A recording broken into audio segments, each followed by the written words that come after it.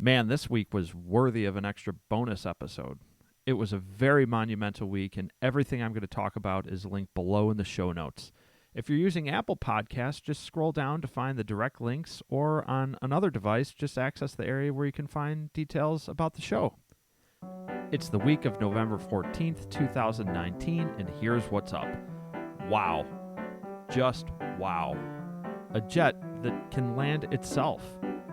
My personal Halloween flight in the snowy blizzard to Milwaukee was more of a treat than a trick.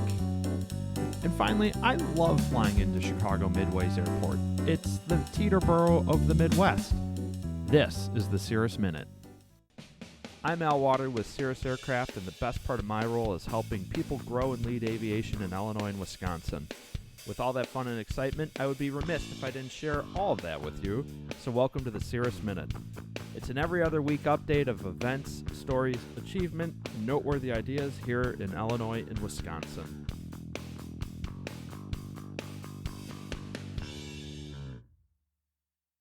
Well, if you haven't seen it yet, there's a YouTube video out there that says VisionJet Safe Return Emergency Autoland. It's incredible. I'm guessing that all of you have seen it because there's already 122,000 views in just 1 week on the video. But the more impressive part is what's in the video. It's a VisionJet that if you press a single button, the VisionJet will go into its safe return mode. And this is absolutely incredible. The airplane will automatically calculate which airport is the best airport to land at, land on that particular runway, work around any type of terrain hazards or weather hazards, and it will guide the passengers down all the way to the ground and automatically land itself. Now, I wasn't around during the Apollo missions and when man first landed on the moon, but I can only imagine what kind of achievement everyone was feeling when they saw on a live broadcast and on a video on their TVs that here we are, man landed on that moon. Well, I could kind of feel that excitement because when I watched the YouTube video of Safe Return in action, it's sort of what I can imagine felt like that, being glued and saying, wow, I can't believe we're doing this. You know, we're not there with full autonomous flight yet, but man, this was a giant leap towards it. To give you a little bit of insight on how excited you are and what the marketplace was doing, you know, I took a shower that morning right around the 7 o'clock hour, and it takes me about 15 minutes to get ready, get dressed, and when I come back to my phone by about 7:15 in the morning, I already had over 25 text messages. I had emails forwarded to me, and a couple phone calls, actually. So there was some serious excitement around this, and I think everyone was feeling the same, that kind of level of achievement, that this wasn't just something that was going to be a nice to have, but it was going to unlock the power of aviation and give comfort and the feeling of safety to anybody in the airplane. It also really represented this major leap forward for the good of all of aviation, and it's super exciting and very meaningful just for me to be a part of it. You know, something that was really fun and that I'll take with me for the rest of my life is that evening on October 30th, it was a Wednesday night, I was out flying. I was coming back from Milwaukee, Wisconsin, and I hear a VisionJet on the radio. I'm flying into the Chicago Executive Airport, and it was Ben Kowalski and Sean Nielsen, our CEO and Senior Vice President, the people that you actually see in this video. And I came in first. I landed ahead of them, and they taxied in and met me inside at the FBO. And they said, "Hey, Al, how you doing?" And I'm like, "Wow, this was a really exciting day." Had a smile from ear to ear. And they said, "Well, why?" And I'm like, "Well, this is huge news." It was just so much fun talking to customers throughout the entire day and people imagining and dreaming with you. You know, that's the thing that I found really exciting. I asked them how the day was for them, and they had just come from Kansas City, Olathe, Kansas, where Garmin is actually based, and they had spent the whole day there. And I said to them, hey, if it was fun here in Chicago, Illinois, and Wisconsin, I can only imagine what it must have felt like to be at Garmin's headquarters during the release day of this incredible technology. And they said that people were actually getting goosebumps at Garmin all day long, and rightfully so. If you haven't seen this YouTube video, you need to go out and check it out. While you're watching it, sit there and think and dream how far aviation has come and where it's going. I'd love to hear from you where you think it's headed, and you can do that by sending me an email at awaterloo@cirrusaircraft.com, and I would just love to hear what you have to think.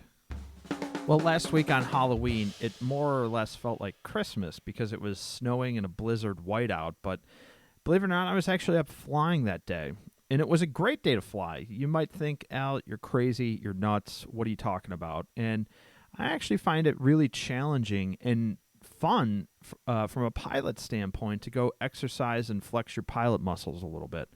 You know, with the Cirrus being so capable, it's really easy to get up and enjoy a flight like that.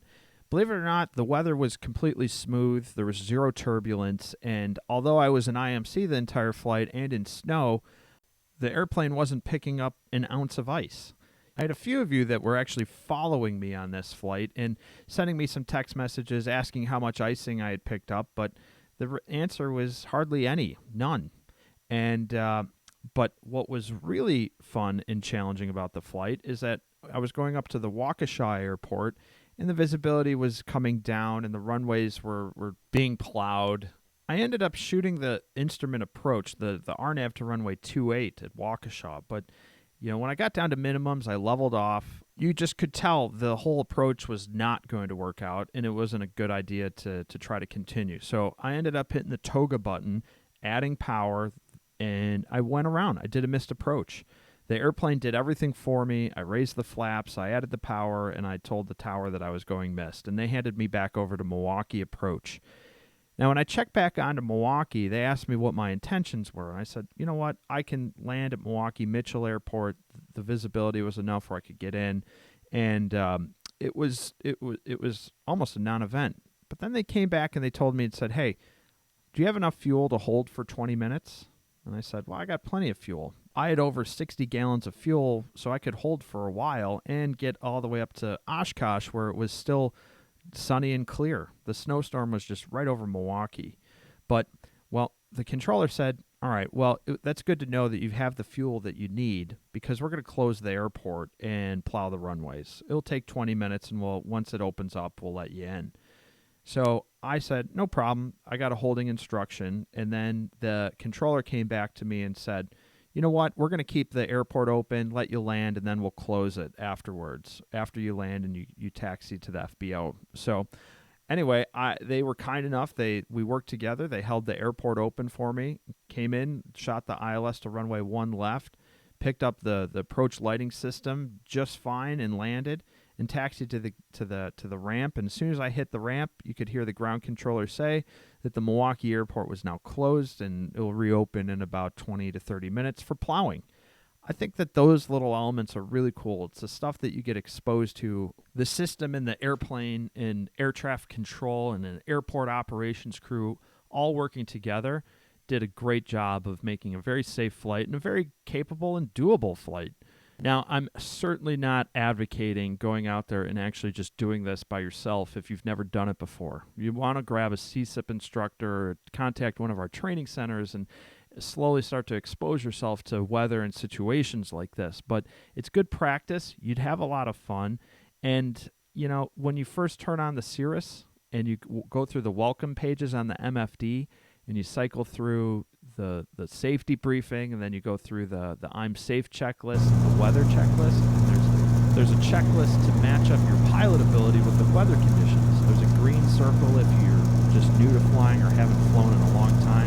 There's a moderate blue square, which allows you to expand your limits a little bit, meaning that you're current and proficient, but you don't want to get over your skis with different weather conditions. And then there's the black diamond, which I was operating and flying at, mainly just because I had received my company check, a flight review, instrument proficiency check, and had just been recently exposed to a couple different weather conditions like that with lower approach minimums.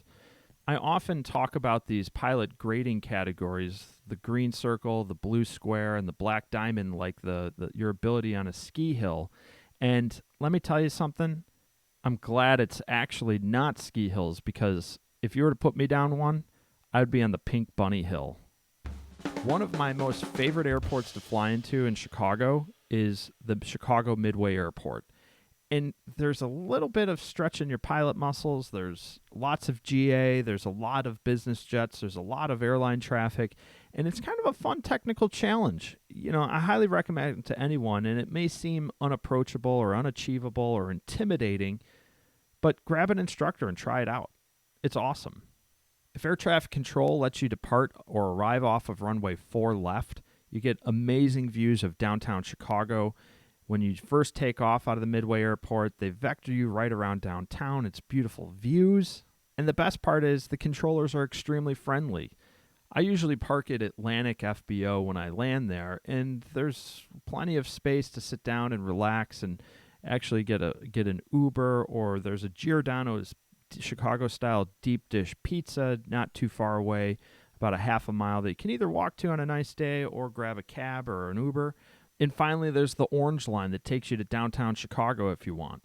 But regardless, the Chicago Midway Airport's a lot of fun to fly into. It kind of feels like flying into the Teterboro Airport out east. A fun little fact of flying into the Midway Airport is that you probably will fly over my house. I live pretty close to it, but there used to be an operating school on the airport itself up until the late 60s, and then the Chicago's public school system shut that school down. But man, I would want to go to that school if I were still a kid.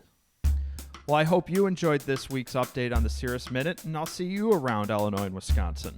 I'm really excited to connect with you. If you have a noteworthy story or an idea, send me an email at awaterloo@cirrusaircraft.com. Do me a favor and share a picture of you doing something with aviation by posting it on Instagram and tagging me at al.waterloo. I'll be sure to comment and share it with others. Don't forget to subscribe to this podcast on Apple Podcasts or wherever you get your podcasts from. That way you never miss an update on what's going on in our area. Until next time, I'm Al Waterloo, and this is the Cirrus Minute.